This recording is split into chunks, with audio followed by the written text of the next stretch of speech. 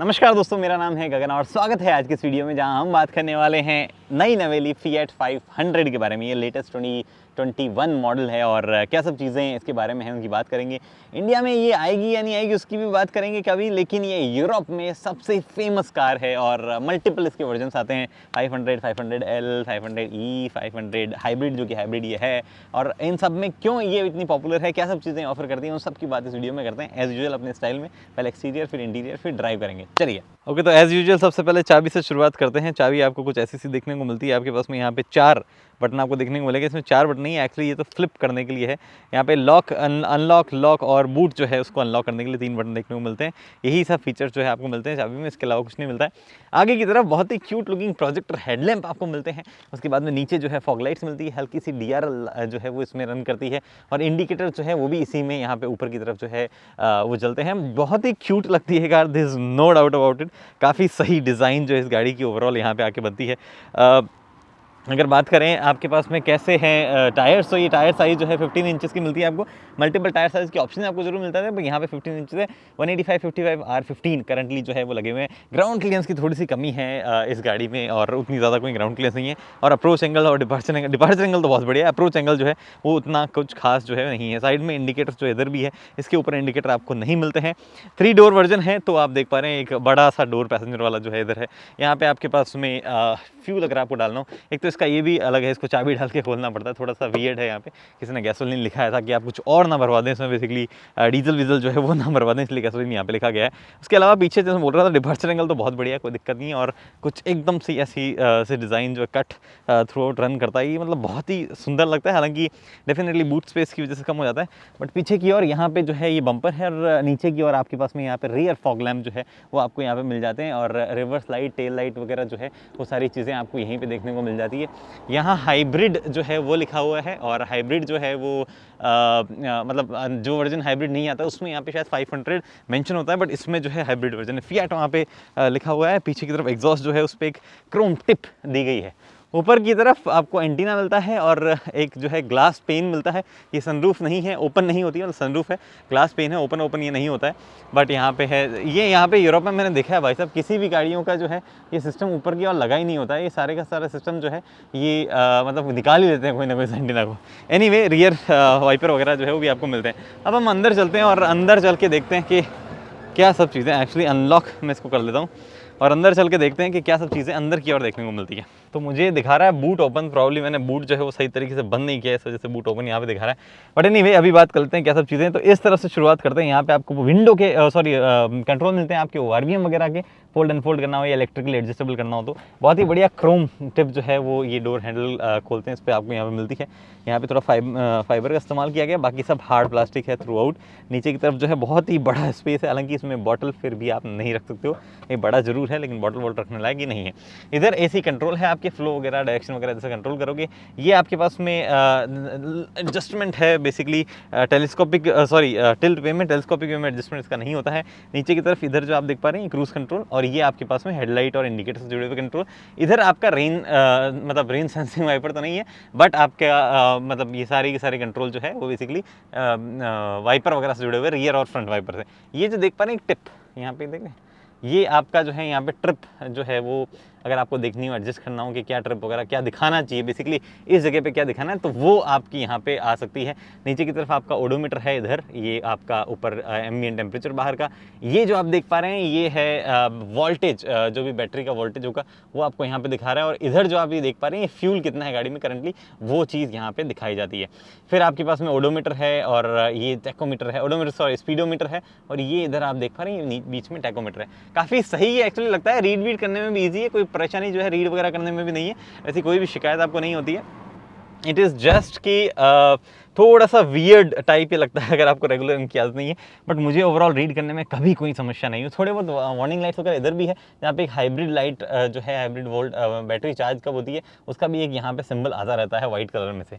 बाकी जैसे कि टैकोमीटर में दिखाता हूँ, कुछ इस तरीके से ये ड्राइव कर रहा है ऊपर। सो ये चीज़ें यहाँ पे है।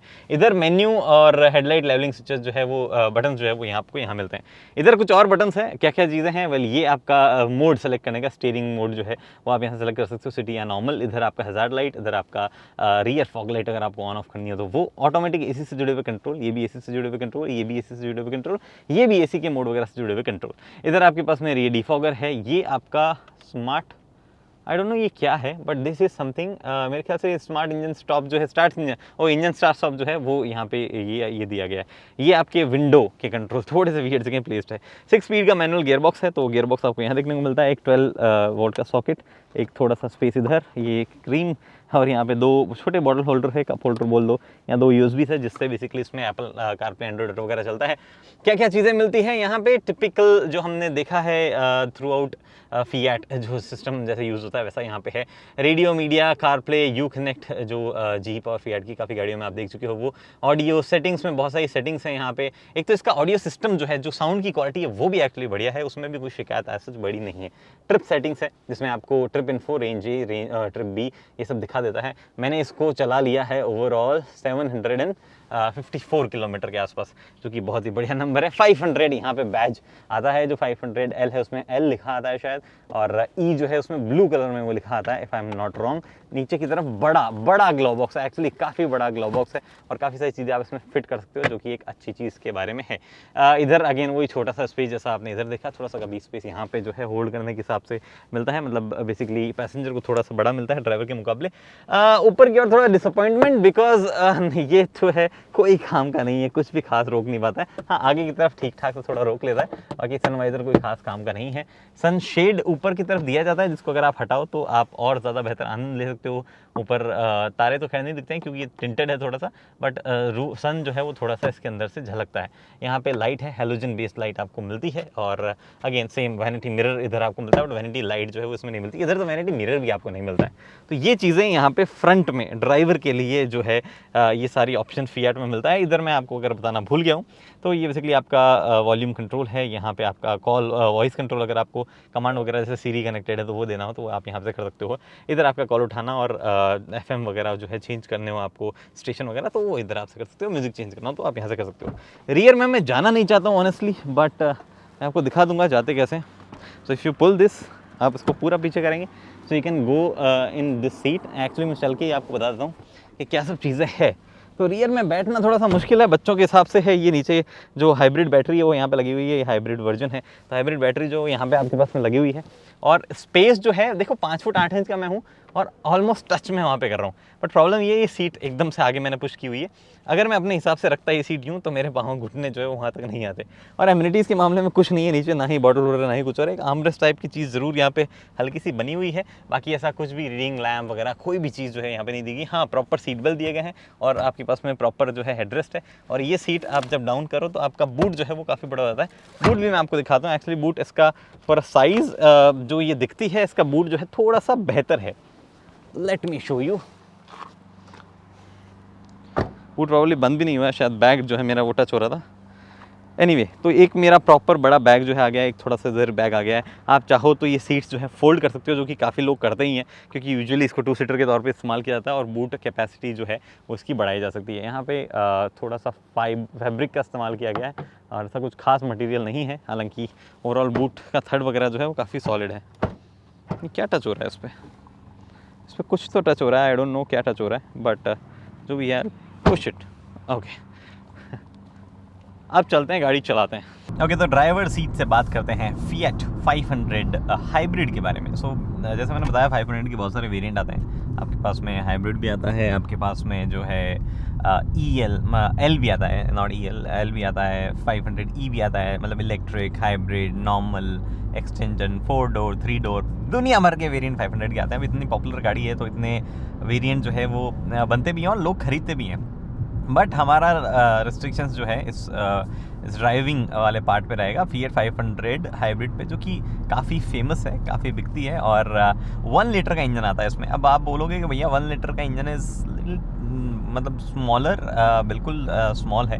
999 सीसी का ये जो इंजन है, 3 सिलेंडर इंजन और साथ में हाइब्रिड के साथ पेयर्ड है, और 6 स्पीड गियरबॉक्स जो है वो आपको यहाँ पे देखने को मिलता है। बट गेस व्हाट, चलाने के टाइम पे इस गाड़ी को ज़बरदस्त मज़ा आता है। हर एक चीज़ की मतलब जो है पर्टिकुलर अलग अलग सेक्शन में बात कर लेते हैं। सबसे पहले बात कर लें कि हाउस विजिबिलिटी जो है वो गाड़ी की एक्चुअली काफ़ी अच्छी है। ग्लास एरिया आगे का चाहिए, साइड वाला हुआ। अब 3 डोर वर्जन की तो देखो मुझे बहुत अच्छी लगी। I don't know 5 door version की कैसी होगी, बिकॉज 3 डोर का तो इतना बड़ा पैनल है यहाँ पे। जो RVM है वो ओवल शेप्ड के हैं, बट वो बहुत अच्छी विजिबिलिटी जो है वहाँ पे देते हैं। IRVM जो है वो भी डिसेंट विजिबिलिटी देता है, हालांकि जो पीछे के हेडरेस्ट है वो कंटिन्यूसली दिखते रहते हैं, थोड़ा सा ऑब्स्ट्रक्शन है। और इस पर्टिकुलर मतलब ये जो गाड़ी मैं चला रहा हूँ इसमें कोई reverse parking camera, reverse parking sensors भी नहीं है। आई डोंट नो ये एज एन एक्सेसरी या एज एन ऑप्शनल पैकेज वो आते हैं या नहीं आते, अगर नहीं आते तो वो एक बहुत ही अजीब बात जो है वो यहाँ पे हो जाएगी।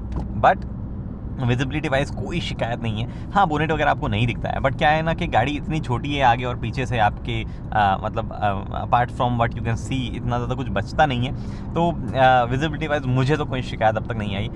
लेकिन अगर आपको ऊंचा बैठने वाली चीज़ चाहिए तो वो थोड़ी सी यहाँ पे कम है। उसके बाद में बात आती है अर्गोनॉमिक्स की। तो अर्गोनॉमिक वाइज ये गाड़ी थोड़ी सी डिफरेंट है। मतलब इसको वो रेगुलर चीज़ों में आप नहीं काउंट कर सकते कि ये चीज़ यहाँ होनी चाहिए वहीं होनी चाहिए। फॉर एग्जाम्पल अगर आपको जैसे कि फॉर विंडो कंट्रोल जो है वो यहाँ पे दिए गए हैं, तो ये यहाँ विंडो कंट्रोल दिए गए हैं, हालांकि दोनों वन टच अप डाउन दोनों में आता है, बट विंडो कंट्रोल जो है वो यहाँ देना थोड़ा सा ऑड है। कुछ चीज़ें जैसे कि आपका हाई बीम लो बीम जो है, सॉरी फॉग लैम्प जो है वो आपको यहाँ दिया गया है, तो वो थोड़ा सा आपको अलग लग सकता है कि अरे ये मतलब इकोनॉमिकली सूटेड नहीं है। बट जो एक बार आपको पता चल जाए कौन सी चीज़ कहाँ है, उसके अलावा चाहे वो स्टीयरिंग पकड़ने की बात हो, चाहे वो कॉल यहाँ पे स्टॉक दिए गए वो हो, चाहे वो बाकी बचे हुए कंट्रोल हो, क्रूज़ कंट्रोल को नीचे से आपको ऑपरेट करना हो, हर एक चीज़ जो है वो एकदम परफेक्ट जगह है, मतलब उसमें कोई इशू नहीं आएगा। हाँ, अगर आपकी हाइट थोड़ी सी ज़्यादा लंबी है तो फिर आपको वो ड्राइविंग कंफर्ट वाले एर्गोनॉमिक के हिसाब से थोड़ी सी शिकायत इस एरिया में आ सकती है, थोड़ा सा एक क्रैम्प्ड एरिया लग सकता है। आई थिंक Fiat 500 जो है वो ज़्यादा लंबे लोग लेते भी नहीं होंगे। प्लस इसका जो सीट एडजस्टमेंट है ऊपर नीचे करने वाला, इसमें क्या होता है ना कि सिर्फ पीछे की ओर से जो मतलब एक सीट का जो पार्ट होता है, पूरी सीट ऐसे ऊपर नीचे नहीं होती है, सिर्फ पीछे वाला पार्ट जो है ऊपर नीचे ऐसे होता है। तो लंबे लोगों के लिए थोड़ा सा जो है एर्गोनॉमिकली उतनी वेल सूटेड ये नहीं होगी, लेकिन बाकी किसी भी सिचुएशन में जो है मेरे को ऐसा कोई इशू नहीं लगा है। फिर बात आती है कि कैसी है गाड़ी की ओवरऑल जो कहते हैं ना ड्राइविंग कंफर्ट वगैरह। और ड्राइविंग कंफर्ट वगैरह अच्छा है, मेरे को सीट्स अच्छी लगी और अच्छी तरीके से होल्ड करती है। इंग्रेस एग्रेस भी इतना बढ़िया नहीं है, बट दरवाज़ा वाइड ओपन होता है तो वो भी चीज़ जो है वो एक अच्छी हो जाती है, उसमें भी कोई खास ऐसा इशू मुझे लगता नहीं है। फिर बात आती है कि कैसा है in terms of ride quality, driving dynamics. भैया इस गाड़ी ने मुझे जो सबसे ज़्यादा सरप्राइज़ किया है that is in this part, ride and driving dynamics. ठीक है, इंजन पे अभी आते हैं, मैं उसमें बताऊंगा मेरे क्या इंप्रेशन रहे, उसमें भी हल्का फुल्का मेरे को अच्छा ही लगा। बट ये गाड़ी की कमाल की राइड क्वालिटी है। ख़राब सड़कें ले लो, चाहे स्मूथ टामैक ले लो, कुछ भी ले लो, गजब की राइड क्वालिटी इस गाड़ी की है। और once you go off the road वहाँ पे गाड़ी नीचे से टच वच होने लग जाती है, ग्राउंड क्लियरेंस कम है। लेकिन यूरोपियन कंट्रीज़ में बहुत ही ऐसी कम सिचुएशन होती है जहाँ आपको ख़राब मतलब सड़कों पे जाना पड़े। It's intentionally you go, mostly सारी जगह सड़कें बनी हुई है। बट ये मतलब ये हल्के फुल्के पैच वर्क देख रहे हो, जो कि आपको अभी मैं किसी गाँव से गुजर रहा हूँ, तो इन गाँव में ऐसे पैच वर्क वगैरह मिल जाते हैं आपको। ब्रेकर्स जो है फ्रीक्वेंटली मिलते हैं, और क्योंकि यहाँ पे जो कल्चर है वो बहुत ही जो कहते हैं ना ड्राइविंग का काफ़ी सॉर्टेड है कि आपको हर एक टर्न पे रुकना है और उसके बाद यू स्टॉप एंड गो। तो उस हिसाब से मतलब जो राइड क्वालिटी, जो सस्पेंशन क्वालिटी है वो वहाँ पे बहुत हेल्प करती है। बहुत ही कमाल प्लश राइड क्वालिटी मैं इसको कहूँगा। इसको एक्चुअली यूरोपियन राइड क्वालिटी जो आमतौर पर लोग रेफ़र करते हैं, मुझे लगता है इस गाड़ी को मानक बना के वो रेफ़र किया जा सकता है कि हाँ भैया ये यूरोपियन राइड क्वालिटी है, बहुत ही कमाल। मुझे लगता है इंडिया में भी सारी गाड़ियों की ऐसी राइड क्वालिटी होनी चाहिए। अगर आपको थोड़ा सा फील चाहिए तो मैं आपको बता दूं कि प्रॉब्ली रेनो की जो डस्टर आती है इंडिया में, उसकी राइड क्वालिटी कुछ आपको ऐसी फील होगी। हालांकि ये डस्टर से भी थोड़ी सी ज़्यादा बेहतर है ओवरऑल सस्पेंशन वगैरह में। तो हालांकि एक चीज़ और है, पीछे मैं बैठा नहीं हूँ तो पीछे का मुझे पता नहीं क्या मामला चलता है, बट भैया आगे ड्राइवर सीट और पैसेंजर सीट से तो जो है कोई इशू नहीं लगता है। ओके, तो 90 की स्पीड लिमिट अभी तक है, मैं शायद आगे 100 की हो जाएगी, बट यहाँ पे थोड़ा सा चलता है अगर आप आगे पीछे ऊपर भी चले जाओ तो। Now we talk about handling. Handling इस गाड़ी की बेहतरीन है। मतलब ऐसा बहुत कम होता है कि गाड़ी की राइड क्वालिटी भी इतनी प्लस हो, at the same time handling भी अच्छी हो। वो courtesy because low ground clearance, मतलब लो तो नहीं है, ठीक ठाक ग्राउंड क्लियरेंस है। वो जो कहते हैं ना प्रॉपर कार वाला शेप जो है मेंटेन करके रखी गई, ओवरऑल डिज़ाइन जो है, और क्या कमाल चैसी है इस गाड़ी की, बहुत ही बढ़िया हैंडलिंग है। 2 मोड आपको मिलते हैं यहाँ पे, ये जो स्विच करने के लिए ऑप्शन है सिटी मोड है। अभी सिटी मोड में मैं डाल देता हूँ, लेकिन मैं चल हाईवे पे रहा हूँ, उसके बावजूद स्टीयरिंग जो है इट इज़ लाइक समथिंग, मतलब प्रॉब्ली अपने यहाँ Hyundai के कोई स्टीयरिंग होते हैं, बेस्ट स्टीयरिंग ऑफ Hyundai आप पकड़ लो, वैसा सा फीलिंग है। But once you go in the normal mode, जिसका कोई यहाँ पे नाम नहीं लिखा हुआ है, वहाँ पे भैया it's a different thing all together. एकदम जो कहते हैं ना कड़क स्टीयरिंग हो जाता है, और आपको प्रॉपर फील देता है कि आप कहाँ जा रहे हो। अभी तो यहाँ पे लेन्स नहीं है टर्न करने को, वरना मैं वो टर्न करके बताता कि एकदम ना फील आता है यहाँ पे कि आपको उस लेन में जाना है, कितना टर्न करना है, स्टीयरिंग का रेस्पॉन्स सड़क से जुड़ा हुआ, अगर सड़क में भी एंडुलेशन है तो उसका फील यहाँ पे जो है स्टीयरिंग पे वो बहुत ही बेहतरीन आता है। तो हैंडलिंग वाइज भी मुझे गाड़ी बहुत ही अच्छी लगी। आराम से 120 140 के आसपास तक मैंने चलाई थी, 140 तक जो है काफ़ी अच्छी हैंडल करती है। उससे आगे यहाँ पे चलाना किसी भी रोड पे अलाउड नहीं है, आइलैंड की रोड पे मैं चला रहा हूँ, उससे ज़्यादा कहीं स्पीड लिमिट यहाँ पे है नहीं, बट वहाँ पे भी स्टेबल थी। हाँ, प्रॉब्लम वहाँ पे ये कि यहाँ पे बहुत ही नॉइजेज आती है, विंड नॉइज़ बहुत आती है इस गाड़ी में, जो कि मेरे लिए थोड़ा सरप्राइजिंग था। आई थॉट ये एरोडायनामिकली ज़्यादा सॉर्टेड होगी बाकी गाड़ियों से, बट इट इज़ नॉट। खासतौर से इस एरिया से जो है विंड नॉइज़ आती है, जब भी आप 100-120 क्रॉस कर लेते हो तब वो विंड नॉइज़ वगैरह आने लग जाती है। लेकिन किसी भी मायनों में हैंडलिंग वगैरह से कॉम्प्रोमाइज़ नहीं है। राइड और हैंडलिंग के मामले में this is like the best car that I have driven in a long time, जो कि मुझे लगा नहीं था, मैं बोलूँगा कंसिडरिंग द प्राइस पॉइंट। ये उतनी कोई महंगी गाड़ी भी नहीं है, 7-8 लाख रुपए की गाड़ी, 8 लाख प्लस की गाड़ी है, तो वो एक बहुत ही सरप्राइजिंग चीज़ मेरे लिए रही। एक और चीज़ मैं आपको, क्योंकि वीडियो चली रही तो बताता हूँ। यहाँ देखो सामने वो लिखा हुआ आ रहा है 90, और रडार का साइन है, interception of motor bikes, trucks and cars. That basically means कि आगे कैमरा लगा है, तो आप प्लीज़ थोड़ा सा स्लो चलाएं। ये पहले ही बताते हैं, स्पीड लिमिट में चलाएं, 90 की जो अलाउड स्पीड लिमिट उसमें, ये हर जगह होना चाहिए। मैंने बहुत सारी डेवलप कंट्रीज में देखा, it makes a lot of sense. Accidents रोकने आपको इवेंचुअली चालान थोड़ी काटने। एनीवे, तो यहाँ पे क्या बात कर रहा था मैं, हाँ, राइड और हैंडलिंग बहुत बढ़िया है। बात करते हैं इंजन की, जो कि वीक पार्ट नज़र आता है इसका ऑन पेपर। 70 bhp की पावर है और 90 न्यूटन मीटर का टॉर्क है। For a car like this, एक बार की ये मान लो कि ये कार वो नहीं है, मतलब जो कहते हैं ना कि ज़्यादा बड़ी नहीं है, तो वेट तो उसमें ज़्यादा है नहीं, but still it is not something ना इतनी खुली सड़कों वगैरह पे अच्छे पावरफुल चीज़ लगे। हाइब्रिड सिस्टम आपको दिया जाता है यहाँ पे। इनफैक्ट ये जो मैंने बताया आपको, हाइब्रिड की जो अलग से है। कैमरा कहाँ लगा हुआ है वो देखो, वहाँ पे कैमरा लगा हुआ है सामने, पता नहीं चल रहा है नहीं चल रहा है, हाँ ये चल रहा है। तो यहाँ पे हाइब्रिड सिस्टम जो मिलता है आपको, वो हेल्प करता है इन टर्म्स ऑफ थोड़ा सा एक्सेलरेशन के टाइम पे, थोड़ा सा क्रूज़ करते टाइम भी कभी कभार जो है, हालांकि कोई भी इंडिकेशन नहीं आता है। इंडिकेशन आता है जब बैटरी चार्ज होने वाली होती है, तो यहाँ पे एक वाइट कलर का बैटरी ऐसे चार्जिंग साइन जो है वो दिखाता है, उसके अलावा कोई भी सिस्टम नहीं आता है, but it helps a little bit. लेकिन वो आपको परफॉर्मेंस से ज़्यादा फ्यूल एफिशिएंसी में पता चलता है। गाड़ी की पावर वगैरह की बात करता हूँ, देखो गियरिंग जो है, 6 गियर देने का रीज़न यही है कि इसकी जो ओवरऑल पावर है 2000 आरपीएम से 3000 आरपीएम के बीच में, उसको उसी में मेंटेन करके रखना है। इसीलिए जो है यहाँ पे 6 गियर्स आपको दिए गए हैं, और सारे ओवरऑल गियरिंग के साथ में अगर आप इस गाड़ी की ड्राइव वगैरह की बात करेंगे ना, तो कहीं पर भी आपको कोई शिकायत नज़र नहीं आएगी। आप कहोगे बहुत बढ़िया चीज़ है, कोई भी ऐसी अंडर पावर्ड वाली फील नहीं आएगी। इट्स जस्ट कि अगर आप प्रॉपर गियर में नहीं हो, for example if I am cruising let's say 90 पे मैं अभी क्रूज़ कर रहा हूँ, और मैं यहाँ पे मतलब थोड़ा सा डाउन होता, 6 गियर में हूँ, थोड़ा सा भी डाउन होता, लेट्स से 60 वगैरह पे होता, तो फिर पिकअप होता ही नहीं गाड़ी का। ऐसा एक्सेलेटर पेडल पे पाँव दबाए रखो, बोले कुछ फ़र्क नहीं पड़ना है, स्लो होती है। तो इट्स अबाउट द गियरिंग, अगर प्रॉपर गियर में रखोगे तो गाड़ी ठीक ठाक रिस्पॉन्स करेगी, वरना नहीं करेगी। इतनी पावर भी नहीं है, लेकिन इस पावर से काम चल रहा है। और क्योंकि हाइब्रिड है यहाँ पे और उसके साथ कंबाइन किया गया है, तो फ्यूल एफिशिएंसी ट्रमेंडस है। लगभग शहर में आपको देती है 15 से 16, हाईवेज पे आपको मिलता है अराउंड 19 to 20। तो ओवरऑल फ्यूल एफिशिएंसी जो मुझे मिली है, मेरे ख्याल तो वो भी 18 के आसपास मिली होगी, आई टेल यू। रेंज है 510, ओके। ट्रिप ए मेरे को मिली है 18.3 की फ्यूल एफिशिएंसी मिली है पिछले 700 किलोमीटर में। और मैंने कई जगह गाड़ी ऐसे खड़ी भी रखी है नॉर्मली, ट्रैफिक में भी हम बहुत गए हैं, हाईवेज पे भी बहुत चले, थोड़ा सा ज़्यादा हाईवे पे चले हम, तो 18.3 is like brilliant fuel efficiency. और ये चीज़ देख के मुझे काफ़ी अच्छा लगा। हालांकि यहाँ के हाईवेज़ वगैरह जो है अपने आप में काफ़ी बढ़िया है, कोई ऐसा खास ट्रैफिक नहीं है, you don't do sudden braking, sudden acceleration most of the time, तो उसका भी एक बेनिफिट मिलता है। But it is a very nice fuel efficiency figure.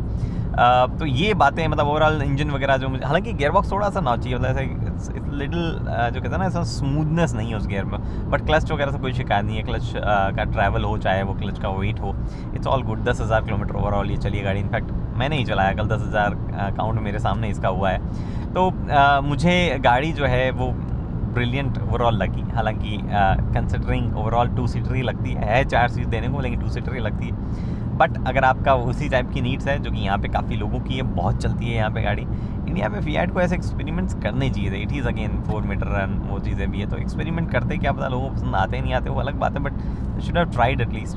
बाकी बची बात noise, NVH, noise vibration harshness की।